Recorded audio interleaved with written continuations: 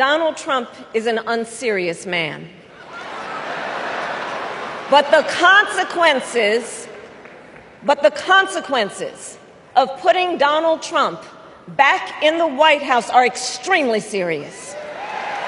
Consider what he intends to do if we give him power again. Consider his explicit intent to set free violent extremists who assaulted those law enforcement officers at the Capitol.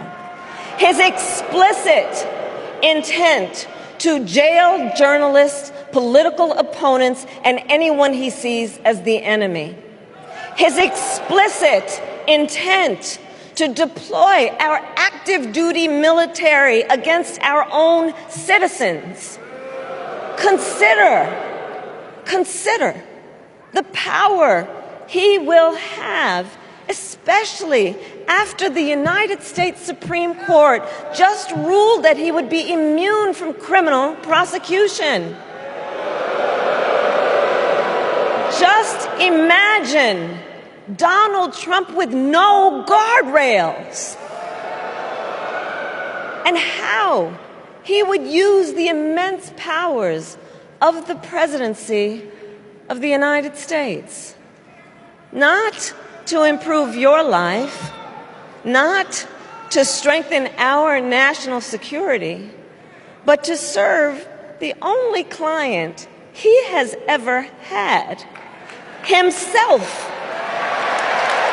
Hi everyone, welcome back to Niger Man's Perspective. Today I'm going politics, specifically the US political election, the presidential election taking place in November 2024. Republican candidate is past President Donald Trump, and the video you've just seen is Vice President Kamala Harris's acceptance speech at the Democratic nomination at the DNC.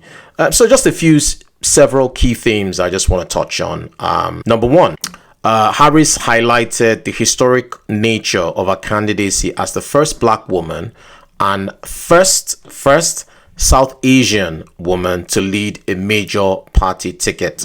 Some people are saying she's more Black, some people are saying she's more South Asian.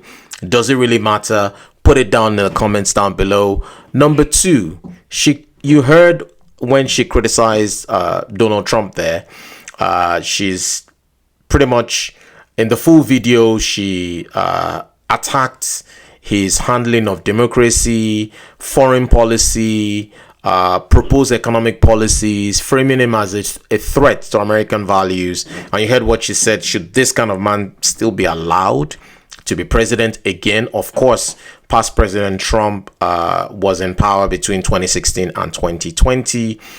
She also talked about unity, urging Americans to defend democracy and counter division, positioning herself as a leader who will represent all Americans. She also talked about economic justice. She emphasized the plans to address income inequality in the U.S. and advocating for policies that support middle class and working class families.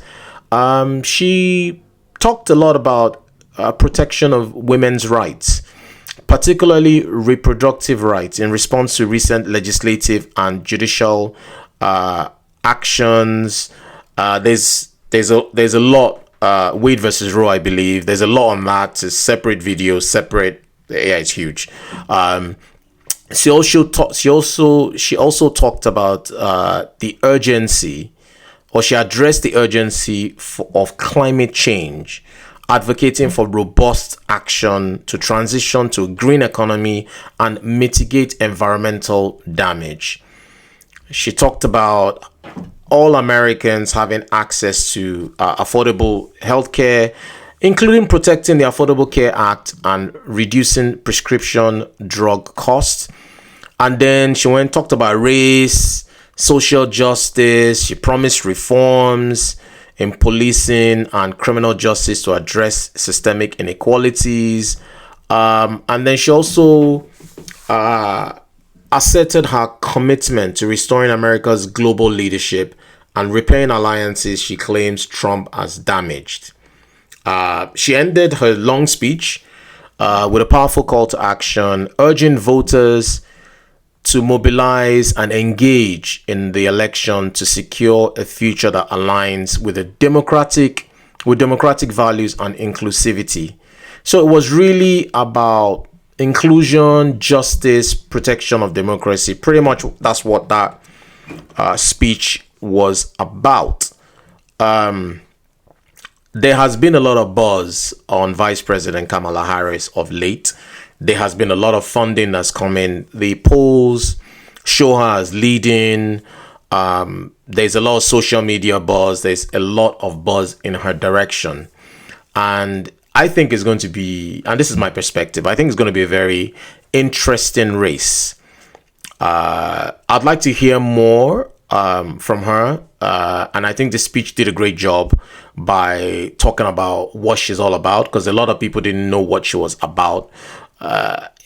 You would agree with me, guys, when you're a vice president, even if you are the best vice president, you will not be allowed to shine because you can't outshine your master. I think that's one of the 48 laws of power. So probably that's one of the reasons she's been criticized that she didn't do much when it came to border control, etc., and immigration matters. But she stands a great chance, if elected, to show what she can do. And I think in the debates, I think Donald Trump agreed to a couple of debates. So let's see how those debates go. And let's see, I would like to hear more from her. And because I don't just believe in symbolic, just having somebody there as president to just represent a certain demographic of people just because. I don't think it's enough. I think you still need more in terms of policy and more. What are you going to do when you get there? And I think she was able to do some of that in the speech that happened a few days ago. So it'll be interesting to see how the debates go as the policy starts getting unfolded. But I think this one is going to run down the wire. This particular election is going to be hot, but it's going to be closer than a lot of people are saying. Everyone is going, oh, Kamala Harris is definitely a shoe-in and she's going to be the next president. I am not so sure. I'm not saying she won't. I'm not saying she will. I am not so sure. I think it's going to be really, really thin. The margins are really, really going to be tight. Opinion polls and polls don't tell you the full picture. People still have to go out there on election day and vote well. But either way, Americans definitely need to vote right. And, you know, the impact of on your voting decision, you will pretty much have to live with it for the next 4 years or 8 years, as the case may be. So these are my thoughts. I think she's done justice from a perspective point of view. People had this perception of her, and I think that's changing. I think she was quite confident in the speech. Obviously, I can't play the whole speech; it's quite long, but check it out. Let me know what your thoughts are. Subscribe to my channel. Give me a big like.